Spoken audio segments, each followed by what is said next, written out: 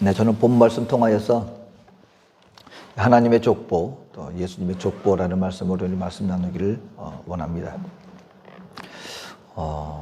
이 족보가 한때는 굉장히 우리 사회에서 중요한 역할을 감당했었던 때가 있었습니다. 오늘날에는 족보 따지고 그렇게 하면은 요즘 시대가 어떤 시대인데라고 할 수도 있을 것 같습니다.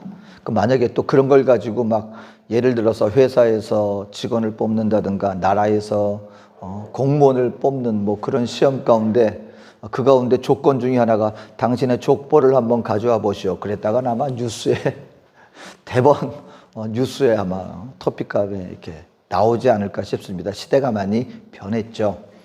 근데 여러분, 불과 얼마 전까지만 하더라도 족보는 이 사회 가운데 굉장히 중요한 역할을 감당했습니다. 나라에서 이전에는요, 이 양반 계급 제도가 있을 때는 예를 들어서 공무원 관직을 뽑는데 시험을 보러 가는데 그 조건 중에 하나가 족보가 어느 족보요, 어느 집 가문이요. 만약에 저는 족보가 없는데요, 그러면은 그런 것이 된다면 아예 시험 볼 자격도 없었던. 그리고 예를 들어서 서로 간에 누군가 사랑하는 남녀가 있어서 서로 시집장가를 가고 싶은데 서로 집안을 보는데 한쪽은 족보가 있는 집안, 한쪽은 족보가 없는 집안이라면 그때 사회에서는 이 결혼조차도 허용을 하지 않았습니다. 이 계급 사회였기 때문에 그랬던 적이 있었죠. 근데 여러분, 오늘 참 희한하게도 이제 예수님을, 그러니까 만약에 신앙이 없는 분이 만약에 이제 신앙을 갖기로 하고 성경을 딱 읽는데 대부분 성경을 처음 읽는 분들은요, 구약 그러면은 왠지 어려울 것 같아가지고 그래도 요즘 또 신약이라고 하는 그것이 좀 더 읽기가 쉬울 것 같아서 신약을 먼저 대합니다. 근데 신약 성경을 딱 대하는데 제일 첫 번째 나오는 게 뭐예요? 족보가 나옵니다. 그러니까 많은 분들이 실질적으로 처음 신앙생활을 시작하면서 어디에서 제일 먼저 걸리느냐? 하나님의 말씀 그러면 뭔가 마음에 감동을 주고 뭔가 거룩하고 뭔가 오묘하고 심오한 어떤 그런 말씀이 있겠거니 하고 딱 읽어나가는데 누가 누구를 낳고 누가 누구를 낳고 거기에 거부감을 느끼고 이걸 갖다 넘어가지 못하는 분들이 의외로 많습니다. 여러분, 마태는요, 이 하나님에 대해서, 예수님에 대해서 이렇게 증거하는 복음서를 기록하면서 그럼 왜 가장 첫 부분에 예수님의 족보를 이렇게 열거하고 있는 것일까요? 여러분, 복음서 그러면 우리가 사복음서를 얘기하잖아요. 마태복음, 마가복음, 누가복음, 요한복음.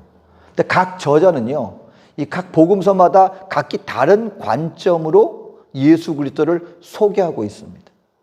예를 들어서 누가복음은요, 예수님의 인성에 대해서 굉장히 강조하면서 인간적인 예수님의 모습을 관점을 두어서 예수님을 소개하고 있습니다.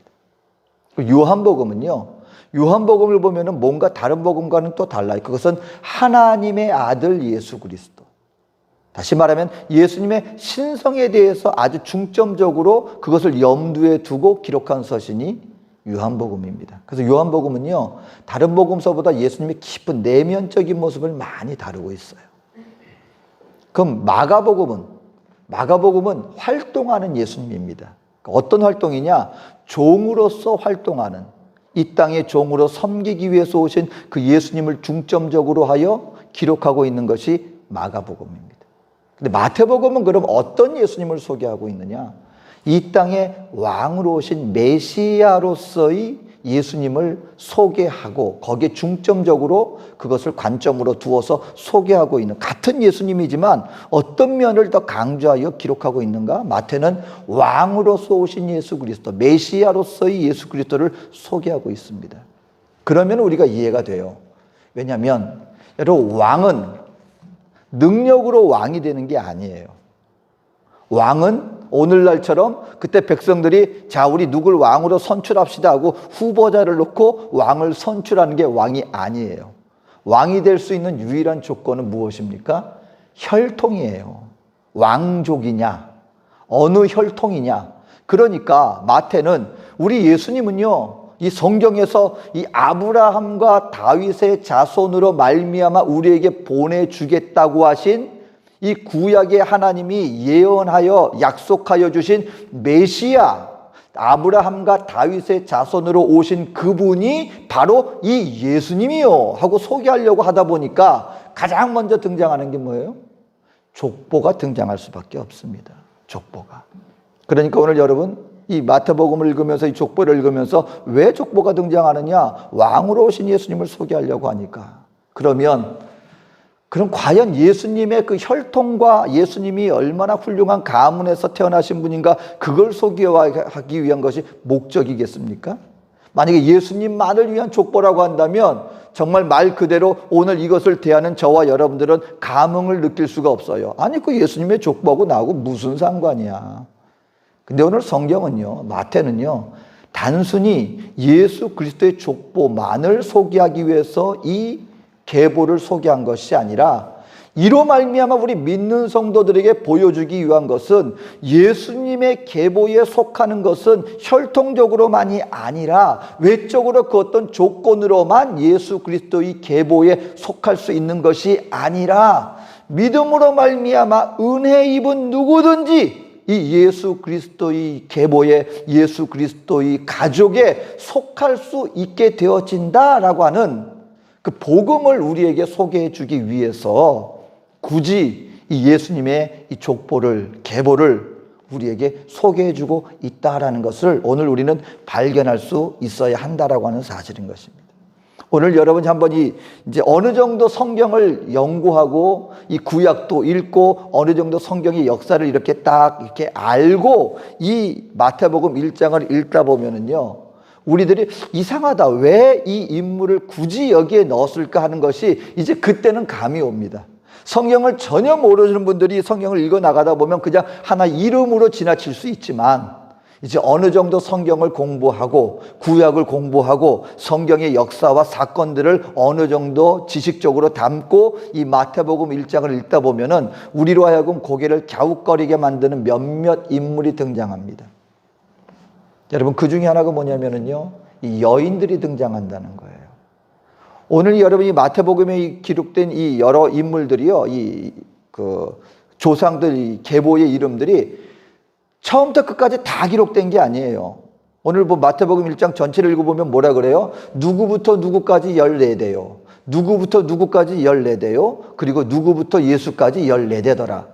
일부러 어떤 목적을 가지고요, 딱 어떤 시대적으로 14명씩을 구분하여서 그리고 이 세 단계로 구분하여 소개해 주었습니다. 그러니까 이 말이 무슨 말이냐면요, 이 가운데 생략된 인물들도 있다는 거예요. 그래서 어떤 사람들은 누가복음의 기록에는 나오는데 마태복음에는 그 이름이 등장하지 않네요. 그러니까 이건 잘못된 거예요. 이건 조작한 거예요. 그런데 그게 아니라 그때 당시에도 이것은 누구를 소개할 때 사용되었던 방법이었습니다. 마태만 그렇게 한 것이 아니라 어느 누군가를 소개하기 위해서 이분이 어떤 대단한 가문의 이 출생입니다 할 때 그 조상들 전부 다 이름을 기록한 게 아니에요. 그 중에 모두가 알만한 대표적인 인물만을 뽑아서 이런 가문의 사람이 이 사람입니다 하고 소개했던 것은 그때 당시 통상적으로 사용되었던 방법이었습니다. 오늘 이 족보를 통하여서 예수 그리스도의 하나님의 계보를 통하여서 하나님께서 먼저 우리에게 주시는 메시지는 이것입니다. 저와 여러분들이 하나님의 가족이 될 수 있고 이 하나님의 족보에 포함되었는데 그 조건은 바로 하나님의 은혜로 말미암아 우리 모두가 하나님의 계보에 속한 자가 되었습니다 라는 것이 오늘 이 마태복음을 통하여 마태가 우리 모든 믿는 성도들에게 보여주고자 하는 메시지 중에 하나다라는 것을 알아야 합니다. 오늘 이 예수님의 계보에 등장하는데요, 여인들 이름이 5명이 등장합니다. 그 5명의 여인 가운데 특별히 3명의 여인은요, 우리가 외적으로 얘기하자면 정말 그 이름조차 함부로 꺼내고 싶지 않은, 감추고 싶은 사건에 연루된 여인이었습니다. 그런데 오늘 마태는요, 굳이 드러내지 않아도 될 이 인물들을 어쩌면 의도적으로 이 특별한 인물들을 우리에게 소개해주고 있다는 것입니다. 첫 번째 여인은 다말이라는 여인이 등장합니다. 예수님의 12지파 중에 유다 지파가 있죠. 그러니까 야고보 12아들 중에 하나 유다가 있었는데 그리고 그 유다가 나중에 어찌 보면 이 유다 이 지파로 말미암아 오늘날 유대인 이스라엘 족속이 그 유다 지파 자손들이 결국 하나 유일한 이 하나님의 백성으로 남지 않습니까? 그러니까 굉장한 사람이죠. 근데 유다의 가족과 얽힌 여인이 바로 이 다말입니다.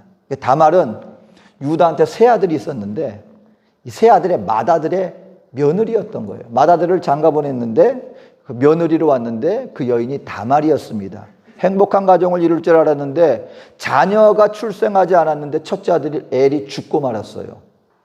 당시에는 오늘날로 보면은 참 민망한 그런 풍습이 있었습니다. 그 뭐냐면 한 여인이 자녀가 없이 남편이 죽으면 그 동생이 어떤 책임이 있었느냐? 그 남동생이 형수와 들어가서 합방을 하여서 자녀를 잉태케 해야만 하는, 그것도 아들을 잉태케 해야 하는 책임이 있었습니다. 왜 그러냐면 상속과 관련이 있는 거예요. 여러분, 그때 당시 유일한 생존의 방법은 토지였습니다. 근데 만약에 이 남편이 없고 여인만 있을 경우, 근데 자손도 없어요, 아들이 없어요, 그러면 여인에게 그 토지가 재산으로 돌아갈 수가 없는 거예요. 상속받을 수 없는 거예요. 그러면 그 홀로 남은 여인은 어떻게 돼요? 자기 혼자 살아갈 아예 방법이 없는 겁니다. 생존 길이 없는 거예요. 그러니까 한 여인을 가정을 지키기 위해서 동생이 그 여인으로 하여금 자녀를 잉태케 하는데, 아들을 잉태하여서 결국 아버지가 받을 그 재산을, 그 토지를 그 아들로 말미암아 지속적으로 상속받아서 그 가정이 생명을 연장해 나갈 수 있도록, 그러니까 이거는 생존 연장의 방법으로, 보호하고자 하는 방법으로 그때 사회에서 마땅히 지켜야 할 책임이었습니다. 근데 동생이 있었는데 이 동생이, 오난이라고 하는 남동생이 가만 생각해 보니까 자기 형이 죽었고, 그리고 만약에 자기 형수에게 자녀가 잉태되지 않으면 형에게 돌아갈 재산을 자기하고 동생하고 같이 나눠 가질 수 있게 되잖아요. 그때 당시로는 우리 동양 문화에서는 원래 맏아들한테 재산이 더 많이 돌아가지 않습니까? 아니, 이렇게 되면 내가 왜 내 재산이 더 많아질 수 있는데 굳이 이렇게 해야 되느냐 해서 수를 썼습니다. 그래서 자기 형수하고 합방은 하지만 잉태는 할 수 없도록 계속 미리 수를 쓴 거예요. 그러니까 하나님이 보시기에 이게 굉장히 괘씸해 보였어요. 그래서 그 오난이 또한 그 하나님의 징벌로 죽게 됩니다. 그러니까 유다 입장에선 첫째 아들 죽어, 둘째 아들 죽었어요. 그럼 막내 아들이 남았습니다. 막내 아들 셀라라고 있는데 이 셀라가 아직 나이가 어려요. 그러니까 어떻게 얘기했냐면, 다말아, 기다려라. 얘가 좀 더 장성해야 그리고 남자 역할을 할 테니까 그때 내가 너와 합방하게 해줄 테니까 너는 그때까지 기다려 다오. 근데 유다 입장에서는 꼭 그것만은 이유가 아니었습니다. 깨름직한 거예요. 그렇죠? 아버지 입장에서 두 아들이, 물론 이 다말의 책임은 아닙니다. 하지만 아버지 입장에서 보면 이러다가 혹시나 내 막내 아들까지 생명을 잃게 되어지면 나는 씨가 끊기는데, 그러니까 이 막내 아들이 장성했는데도 불구하고 그 다말에게 합방시키는 것을 차일피일 미루고 있었던 것입니다. 그러니까 다말이 가만 보니까, 아니, 자기 시아버지가 막내 자기도 지금 빨리 나이가 들어가고 자녀를 잉태해야 자기도 토지를 얻어서 앞으로 자기 생명이 연장될 수 있는데 자기 시아버지가 그것을 미루고 있으니까 수를 씁니다. 그 유다가 어느 한 마을에 양을 치다가 들어가게 된다는 것을 알고 미리 그 마을에 들어가는데 마치 창기와 같이 옷을 갈아입어요. 그리고 그 시아버지 유다를 속여서 둘이 동침을 합니다. 그리고 자녀를 잉태케 되는 거예요. 나중에 유다가 보니까 이 다말이 어떤 남자도 가까이 하지 않았는데 잉태했단 말을 듣고 이제야 싶어서, 자기가 볼 때는 이 화근의 근원이거든요. 아니, 네가 간음하였구나 하고 불러서 그 연유를 알고 보니, 나중에 알고 보니까 그 며느리와 동침한 자가 누구예요? 자기가 돈을 지불하기 전에 당신 지팡이와 반지를 나한테 담보로 맡기고 나중에 나에게 돈을 지불하면 내가 이걸 돌려주겠소 하고 그것을 가지고 있었거든요. 이 지팡이와 반지가 내가 동침한 남자의 그 주인입니다. 딱 보니까 자기 거예요. 그러니까 그때서야 그래 내가 잘못했구나. 그리고 용서하고 없던 일로 합니다. 그러니까 여러분, 비록 이것이 정욕의 문제가 아니라 생존을 위해서 그와 같이 어쩔 수 없이 일을 벌였다 할지라도 이 일 자체가 결코 자랑할 만한 일은 아니잖아요. 며느리와 시아버지가 함께해서 자녀를 낳았다는 것이 그 사회적으로도 얼마나 부도덕한 일입니까? 이것은 결코 자랑할 만한 일이 아니죠. 그런데 마태는 굳이 예수님의 족보에 결코 자랑스럽지 못한 이 다말이라고 하는 여인의 이름을 거기에 포함시킵니다. 둘째 등장하는 여인의 이름이 바로 라합입니다. 라합이란 어떤 여인입니까? 이게 가나안 정복과 관련이 있는 여인이죠. 이스라엘 백성들이 성을 치러 가는데, 여리고 성을 치러 가는데 처음에 정탐꾼을 보냈어요.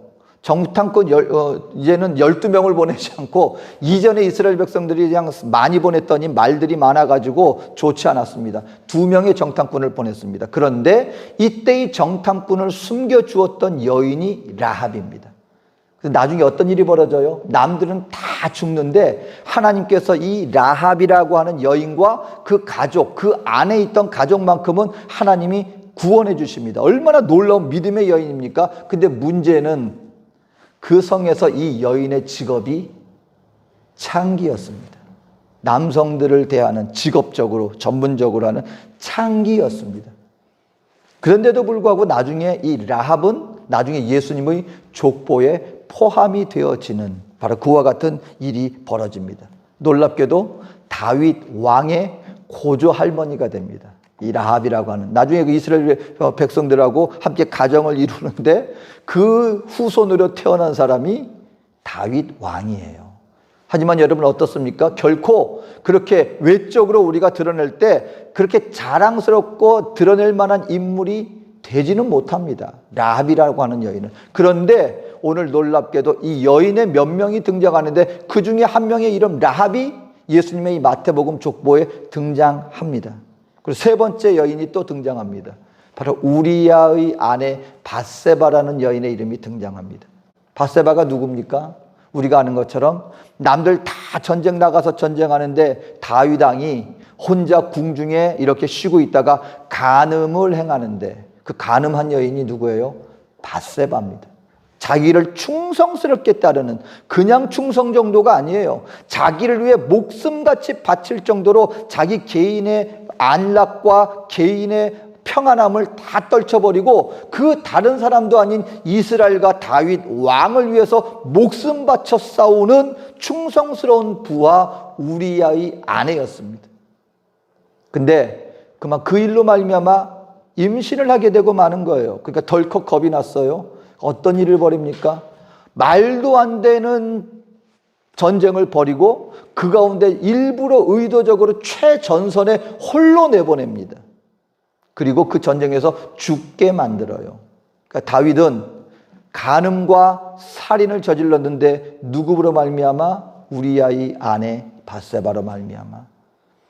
그리고 비록 이 여인이 그때 잉태하였던 아이는 죽었지만 이 밧세바로 나중에 태어난 아들이 누구냐? 바로 솔로몬 왕이 이 여인으로 말미암아 태어나게 된다라고 하는 사실인 것입니다. 여러분 생각해 보세요. 혹 저와 여러분들도 혹시 우리 족보가 있는지 모르겠습니다. 족보가 있는지 모르겠는데 만약에 누군가에게 우리 족보를 이렇게 소개한다고 하면 누구를 소개하겠습니까? 예를 들어서 이씨성을 가지신 분들이 계시다면 이완용이 우리 조상입니다라고 말하겠습니까? 아니면 어떻게 하든지 그건 감추려고 하겠습니까? 감추려고 하겠죠. 그럼 만약에 누군가가 있다면 누구를 우리 조상으로 내세우고 싶어요? 뭐 위대한 독립투사라든가 옛날에 그 위대한 어떤 업적을 남겼던 분들이라든가 아니면 대번 이순신 장군을 들고 싶겠죠. 기왕이면. 이완용보다는 이순신 장군이 우리 조상입니다. 그러고 싶겠죠. 하물며 여러분 지금 이것은 예수 그리스도의 족보를 소개하는데 그 가운데 선별하여서 뽑은 인물들 가운데 왜 마태는 굳이 성령의 감동하심을 따라 이와 같이 허물 많은 사람들, 이 세 여인들뿐만이 아니에요. 그 등장하는 인물들 중에는요, 결코 자랑스럽지 못한 인물들도 분명히 등장합니다. 이것이 무엇을 의미합니까? 여러분, 하나님의 족보에는 바로 우리 인간 사이의 모든 어둡고 그리고 감추고 싶은 모든 허물의 모든 것들이 다 포함되어 있다는 것입니다. 저와 여러분들 한번 생각해 보세요. 아니, 한번 나 자신을 돌아보고 우리 주변을 바라보세요. 다 빛같이 밝은 면만 있습니까? 우리에게는 누구에게나 나 자신도 감추고 싶은 바로 그와 같은 어두운 부분이 분명히 존재한다는 거예요. 만약에 예수님의 족보에 다니엘과 같이, 요셉과 같이, 엘리야와 같이 바로 그와 같은 위대한 인물들만 포함되어 있다면 아마 우리들은 낙담할 거예요. 나는 하나님의 족보에 결코 들 수가 없겠구나. 그런데 주님은 오늘 우리들에게 말합니다. 나에게 속한, 하나님의 나라에 속한, 그리고 나의 족보에 속할 수 있는 인물들은 어떤 인물들인가? 허물 없는 자들이 아니라는 거예요. 완전 무결한 자들이 아니다라는 것입니다. 그럼에도 불구하고 용서함을 받아 하나님 앞에 하나님의 자비와 긍휼하심을 힘입은 바로 그들이 바로 나의 자녀가 되어질 수 있는 것이다 라는 것을 오늘 이 예수님의 족보에서부터 우리에게 적나라하게 보여주고 있는 것입니다. 사랑하는 성도 여러분, 오늘 주님은 말씀하는 거예요. 이 족보는, 예수님의 족보는 바로 너희들의 족보야. 예수님이 오셔서 함께한 자들을 한번 보세요. 외적으로 완전하다고 자기 자신을 드러내는 자들은요, 아예 예수님께로부터 예수님을 알아보지도 못했어요. 그런데 그때 당시에 가장 천시받는 세리와 청기들입니다, 여러분. 왜 여러분이 성경에 등장하는 세리와 청기들이 하면 우리가 볼 때는 의미가 아마 어떻게 다가올지 모르지만 그때 당시에 사회에서 가장 멸시받고 가장 사회 악으로 여김받는 인물, 대표적인 인물들이 세리와 청기들입니다. 나라를 팔아먹은 놈, 민족을 등지는 놈, 이 세리들. 그리고 그 당시에 자기 자신을 지킬 수 없어 자기 몸을 파는 가장 천시받는 바로 그 무리들이 세리와 청기들인데 예수님은 누구와 함께 했어요? 그 죄인들이라 여김받는 그들과 함께 하였고 그들에게 복음을 증거하였고 그리고 그들로 그 회개의 길로 인도하여 주셨습니다. 세리들이 예수 믿고 주님 앞에 나와 회개했어요. 그리고서 이 성경을 기록한 마태는 바로 그 세리 중에 한 명이었습니다. 근데 그가 예수님의 제자가 되어서 오늘 마태복음을 기록한 하나님의 성령의 감동함을 입은 사람이 되었다는 거예요. 그렇기 때문에 마태는 오늘 이 세상 성경을 읽는 모든 하나님의 백성들에게 말합니다. 하나님의 가족은 누가 될 수 있는지 아느냐? 외적으로 너희 스스로 완전하다고 의롭다고 여기는 자들이 아니라 하나님께 은혜 입고 은혜로 말미암아 회개함 받고 주님의 자비하심과 긍휼하심을 힘입은 바로 너희들이 하나님의 가족이야 라고 오늘 이 마태복음을 통하여 우리에게 보여주고 있습니다. 그리고 뭘 가르쳐 줍니까? 이와 같이 하나님의 가족이 된 너희들은 이제 이렇게 살아야 돼 라고 말씀하면서 산상수훈과 하나님의 나라를 가르치는 이 예수님의 가르침에 대해서 이 마태복음은 어느보다도 집대성하여서 하나님의 말씀에 대해서 산상수훈에 대해서 우리들에게 가르쳐주고 있습니다. 바라기는요, 저와 여러분들도요, 오늘 내가 하나님의 가족 되었음을 믿음으로 확신하게 되시기를 주의 이름으로 축원드립니다. 이것은 우리에게 은혜의 복음으로 다가와지는 거예요. 그 하나님의 가족된 우리들은 어떻게 해야 합니까? 이 마태복음과 이 복음서를 통하여서 예수님이 가르쳐주신 이 하늘나라의 백성이 된 너희들은 이제 이렇게 살아라 하는 그 가르침을 우리는 배우는 자세로서 이 서신을 바라볼 수 있어야 한다라고 하는 사실인 것입니다. 오늘 이 마태복음의 족보가 우리에게 가르쳐주는 것, 그것은 우리 모두는 은혜로 말미암아 하나님의 족보의 한 가족이 되었다는 것을 우리에게 말씀해 주십니다. 두 번째, 이 족보를 통하여서, 계보를 통하여서 우리에게 보여주는 것이 있습니다. 그것은 뭐냐면 하나님은 하나님의 가족된 우리를 지금도 보호하고 역사하고 계신다라는 사실인 것입니다. 여러분, 이게 아브라함부터 이제 다윗 때까지 14대요. 다윗부터 두 번째 단락이 어디까지냐면 바벨론 포로 잡혀갈 때까지 14대입니다. 이걸 보면은요, 결국 이 계보라고 하는 것은 이스라엘의 역사거든요. 만약에 이 이스라엘의 계보를 우리가 쫙 읽다 보면은요, 이스라엘은 망했다라고 볼 수밖에 없습니다. 다윗부터 왕국이 성립되고 난 다음에 이스라엘 백성들의 행보를 보면은요, 이 하나님 앞에서 그 나타나는 인물들을 보면은 거의가 대부분이 다 하나님 앞에 범죄했어요. 왕들을 가만 보면은요, 하나님 앞에 제대로 하나님을 섬기고 이스라엘 백성들을 말씀으로 인도한 왕들이 거의 없습니다. 열에 하나 둘밖에 없어요. 그 결과 어떤 일이 벌어졌습니까? 바벨론 포로로 잡혀갔다는 때까지 얘기가 무슨 얘기냐면 하나님의 말씀을 저버렸고 우상 숭배에 빠졌고 그로 말미암아 나라가 서로 간에 자기 민족끼리 싸우는 거예요. 나라가 둘로 갈라졌어요. 북쪽 이스라엘, 남쪽 유다. 민족과 민족이 나라가 만져 하나님의 백성들이 하나가 되어서 열심히 섬겨도 불과한데 둘로 갈라져서 싸웁니다. 그러다 보니까 나중에는 어떤 일까지 벌어졌습니까? 북이스라엘은 아예 없어져 버렸습니다. 아수르에 의해서 침략을 받았는데 침략받은 정도뿐만이 아니라 그곳에 이방 나라 사람들을 그 땅에서 함께 살게 만들므로 말미암아 나라의 정체성 자체가 아예 와해돼 버렸어요. 그래서 오늘은 이스라엘이라고 하지만 유대인들을 뭐라 그래요? 유대인 그럽니다. 왜 그런지 아세요? 12지파 가운데 한 지파만 남았어요. 남유다. 남유다만 근근히 그 혈맥을 유지하는. 근데 그 남유다조차도 어떻게 됐습니까? 바벨론의 공격을 받아서 완전히 포로로 잡혀감으로 말미암아 하나님의 나라라고 하는 이스라엘이라고 하는 나라가 완전히 와해되어 버리고 말았습니다. 그게 바로 이 두 번째 단락의 그 14대의 그 역사예요. 하나님을 저버렸고 하나님 안에서 하나가 되는 게 아니라 서로 싸우다가 분란이 일어나고 결국 이방 나라에 멸망당하여서 나라 자체가 와해되어 버리는 이 가운데 무슨 소망을 우리가 발견할 수 있습니까? 근데 더 놀라운 것은 그 다음 세대예요. 바벨론 포로 이후부터 오늘 예수님 당시까지 14대인데요. 그때 등장하는 인물들은요, 오늘 성경학자들도 누군지 몰라요. 무슨 말이냐면 이스라엘의 400년이 넘는 동안 하나님은 말씀하지도 않으셨고 하나님의 어떤 응답도 있지 않았고 그 어떤 하나님의 사람도 일어나지 않았던 암흑기라고 얘기하는 시대가 400년 동안 예수님 태어날 당시까지 이어집니다. 여러분 여기서 우리가 한번 보면은요, 과연 생존할 수 있을까? 하나님의 나라가 존재할까? 이제 끝난 거 아닌가? 우리는 이 계보 가운데 그 계보들을 보면서요, 아, 이제 끝났다. 그 마음을 마땅히 품을 수밖에 없습니다. 오늘 우리 믿는 하나님의 백성들이요, 이 세상을 바라보면서 우리가 느끼는 느낌이 뭔지 아십니까? 이거 우리가 교회가 내가 예배하고 기도하고 하나님 믿습니다 하는 게 이게 과연 소용이 있나? 이런 어떤 연약한 마음이 우리에게 사실 들지 않습니까? 이 질병이 어마어마한 질병이 닥쳤어요.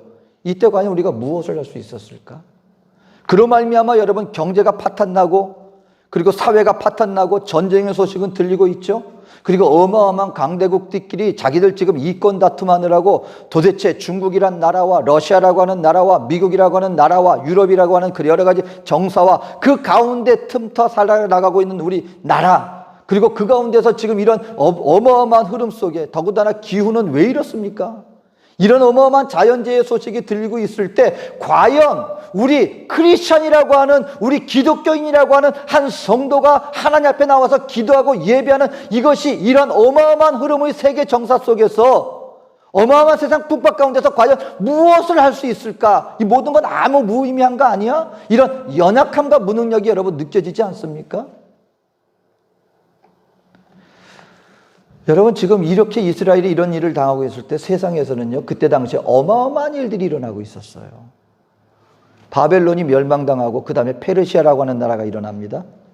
그리고 그 다음에 그리스라고 하는 나라가 일어나는데 이 그리스라고 하는 나라가 이 세계를 정복할 뿐만 아니라 이 세계 정신적인 세상 속에 얼마나 많은 영향력을 행사하고 있는지 모릅니다.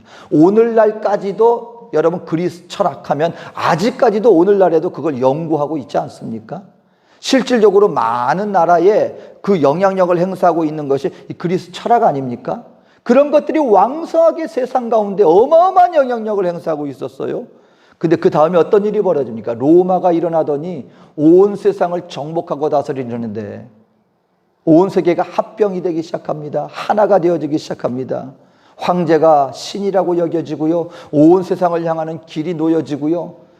도대체 이 기독교, 그 가운데서 이 이스라엘, 그것도 흔적도 없어지는 조그맣게 존재하고 있는 이 이스라엘이라고 하는 나라, 그 가운데 하나님의 백성이라는 이 얘기는요, 아예 그 어떠한 빛과 어떠한 목소리도 이 세상 가운데 영향력을 행사하지 못하고 있었습니다. 속국으로서 지금 정치 지도자들은 자기 이것만, 종교 지도자들은 자기 자신만을 내세우고 있는 그런 상황까지 몰아쳐가고 있었습니다. 그럼 과연 하나님의 계획은 거기서 끝난 것일까요? 과연 실패한 것이겠습니까? 근데 오늘 마태복음은 우리에게 놀라운 소식을 들려주고 있습니다. 그것이 뭐냐면 1장 18절에 예수 그리스도의 나심은 이러하니라. 이게 무슨 말이냐면요, 여러분. 저와 여러분들이 아니 이런 어마어마한 세상 속에서 나라고 하는 존재의 믿음, 또 하나님의 뜻이라는 것은 과연 이루어져 나가고 있는가 생각되어지는 그때에도 놀랍게도 여러분, 이 세상 모든 것을 주장하고 다스리시는 하나님께서 보이든 보이지 않든 하나님의 역사는 그때로부터 지금까지 지속적으로 이루어져 나가고 있었다라는 사실인 것입니다. 하나님께서 약속하신 이 땅을 구원할 메시아는 하나님이 계획하신 그 뜻과 흐름 속에서 우리가 깨닫든 깨닫지 못하든 하나님은 지속적으로 준비하시고 일하셨고 마침내 이 땅 가운데 하나님이 약속하신 메시아를 이 땅 가운데 태어나게 하셨다라는 것입니다. 하나님이 아무것도 안 하셨을까요? 세상이 자기 멋대로 흘러갔을까요? 여러분이 예수님이 태어나시고 예수님이 이 땅 가운데 사역하시고 그 복음이 증거되어지는데 여러분 왜 이 복음이 그토록 놀랍게 놀라운 속도로 세계 만방 가운데 퍼질 수 있었는지 아십니까? 우리가 볼 때 하나님은 아무것도 안 한 것 같았죠. 하나님은 그 누구의 기도에도 응답하지 않는 것처럼 보였죠. 근데 여러분 이스라엘 백성들 스스로가 움직이지 않았다 할지라도 하나님께서는 그들을 염두에서 절대로 잊은 적이 없었고 이 세상 모든 흐름을 바로 그 정확한 하나님의 때를 위하여 하나님께서 준비하고 계셨던 것입니다. 그때 당시에 언어가 어떤 언어로 통일되어 있었어요? 그리스어였어요. 헬라어였어요. 그때 세계가 통합되었지만 로마가 다스리고 있었지만 모든 공식적인 언어들은요 헬라어였습니다. 그리고 모든 세상에 서로 통할 수 있는 그 길을 누가 만들었어요? 로마가 만들었는데 여러분 모든 길은 로마로 통한다는 말이 나왔죠. 로마가 정복하면서 했던 것이 다른 거 아니라 그 로마로부터 거기에 갈 수 있는 도로를 깔았단 말입니다. 근데 이것이 세상적으로 볼 때는 그 나라를 위한 것 같았는데 이 모든 것 위에 하나님의 지혜 속에서 하나님의 다스림 속에서 이루어졌던 일이라는 거예요. 복음이 증거되어지는데 여러분 말이 만약에 나라마다 다르다고 해보세요.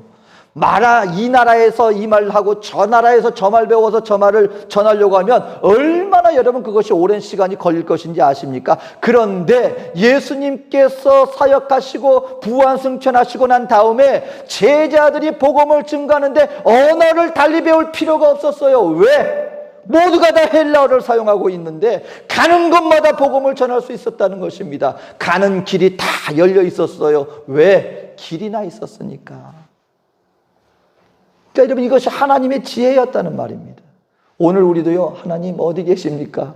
세상은 이렇게 변하고 있는데 세상은 이렇게 흘러가고 있는데 세상 풍파가 이렇게 닥치고 있는데 근데 하나님은 이렇게 말씀하시는 것입니다. 이 세상 모든 것이 다 내 손 아래서 이루어지는 거예요. 오늘 믿는 하나님의 백성들이 오늘 내가 있는 그곳에서 내가 하나님 앞에 마땅히 해야 할 이 일이 결코 아무 일도 아닌 것이 아닙니다. 여러분 주님은 지금도 살아계셨어. 그리고 누가 중심으로 되어 있느냐? 세상의 막강한 권세와 부를 가진 그 나라 중심으로 움직여지는 게 아닙니다. 여러분 하나님의 나라는 있는 그곳에서 비록 희미해 보인다 할지라도 마땅히 내가 할 그 자리에서 주님과 기도의 골방에서 주님과 대화 나누고 있는 그곳에서 하나님의 나라를 꿈꾸며 마땅히 내가 해야 할 지금 현실의 일을 감당하며 나가고 있는 바로 그 무리들을 통하여 하나님은 온 세상 우주의 역사를 이루어 나가실 것이다. 이것이 오늘 마태복음을 통하여 이 족보를 통하여서 하나님께서 우리 믿는 믿음 백성들에게 주시는 메시지입니다. 세상이 어떻게 흘러간다 할지라도 너희들이 보거나 세상이 볼 때 너희가 아무 역할을 하지 못하는 것 같다 할지라도 너희들은 그 가운데 흔들리지 말아라. 너희를 통하여 이 모든 세상 역사 속에서 나는 지금도 일하고 있다. 그 결과가 무엇입니까? 마침내 예수 그리스도의 나심은 이러하니라. 그 날이 왔다는 것입니다. 메시아가 하나님의 구원의 역사를 완성하실 그분이 이 땅 가운데 마침내 임하였습니다. 하나님의 계획은 성취되었습니다. 마찬가지로 장차 되어질 모든 일들도 하나님은 반드시 완성하실 것입니다. 사랑하는 성도 여러분, 오늘 이때야말로 저와 여러분들이 내가 하는 이 작은 행위 하나, 내가 주님 앞에 믿음으로 하는 하나, 바로 이것이 세상의 그 어떤 크게 보이는 것보다도 가장 크고 위대한 일이다라는 것을 여러분 잊지 마시고 흔들림 없이 주님 안에 내가 주로 말미암아 하나님의 가족이 되었습니다. 마땅히 하나님의 백성으로서 살아가야 할 모습을 배우게 하여 주시옵소서. 그리고 어떤 상황 속에서도 주님은 나를 지금도 붙들고 계시고 보호하고 계시고 인도하고 계시오니 내가 주 안에서 안식하며 마땅한 나의 성도로서의 삶을 이루어 나가겠습니다 하는 이 믿음의 삶을 더욱더 굳건히 하여야 할 것이다 라고 하는 사실인 것입니다. 바라기는 오늘 이와 같은 은혜의 자리를 누리며 마땅히 하나님의 백성으로서 나를 인도하시며 보호하심 속에서 주 안의 평강으로 날마다 믿음으로 승리하며 나가는 우리 저와 여러분 되어주시기를 주님의 이름으로 축원드립니다. 기도하겠습니다. 사랑과 은혜가 많으신 좋으신 하나님, 오늘 주님의 은혜로 하나님의 자녀 되었고 오늘도 세상에 그 어떤 흐름 속에서도 끝까지 우리 믿는 성도들을 통하여 하나님은 자신이 계획한 그 사역을 지금도 이루어 나가고 계십니다. 하나님, 오늘 그 흐름 속에서 아버지 하나님 마땅히 내가 보여야 할 모습, 마땅히 있어야 할 그 자리에 있고 주님의 능력 가운데 범사에 주님의 역사하심을 체험하며 나가는 우리 모두가 되게 하여 주시옵소서. 함께 하실 주님의 사랑과 은혜를 감사드리며 예수님의 이름으로 기도합니다. 아멘.